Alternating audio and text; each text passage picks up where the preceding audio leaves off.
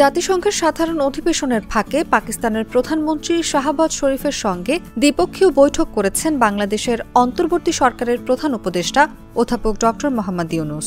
এ সময় দক্ষিণ এশিয়ায় আঞ্চলিক সহযোগিতার শীর্ষ প্ল্যাটফর্ম হিসেবে সার্ককে পুনরুজ্জীবিত করার আহ্বান জানান ড ইউনূস। স্থানীয় সময় বুধবার সকাল 10:30টায় নিউ ইয়র্কে জাতিসংঘ সদর দপ্তরে এর সাক্ষাৎ হয়।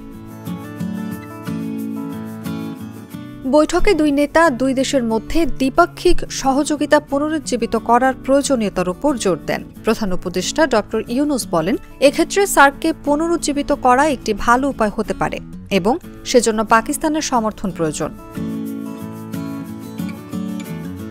শাহবাজ শরীফ এই উদ্যোগে ড ইউনূসের প্রতি সমর্থনের প্রতিশ্রুতি দিয়েছেন এবং দেশগুলোকে আঞ্চলিক প্ল্যাটফর্ম পুনরুজ্জীবিত করার জন্য ধাপে ধাপে এগিয়ে যাওয়ার পরামর্শ দিয়েছেন।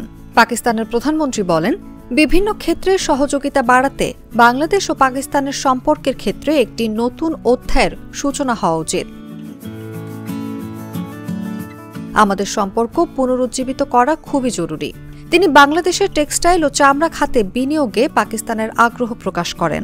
প্রধান উপদেষ্টা অধ্যাপক ইউনূস দুই দেশের মধ্যে যুব কর্মসূচি বিনিময়ের প্রস্তাব করেন। বৈঠকে দুই দেশ পররাষ্ট্র সচিব পর্যায়ের আলোচনা পুনরায় শুরু করা ও দুই দেশের মধ্যে যৌথ কমিশন পুনরায় সক্রিয় করার বিষয়েও আলোচনা হয়। এ সময় পররাষ্ট্র উপদেষ্টা তৌহিদ হোসেন উপস্থিত ছিলেন।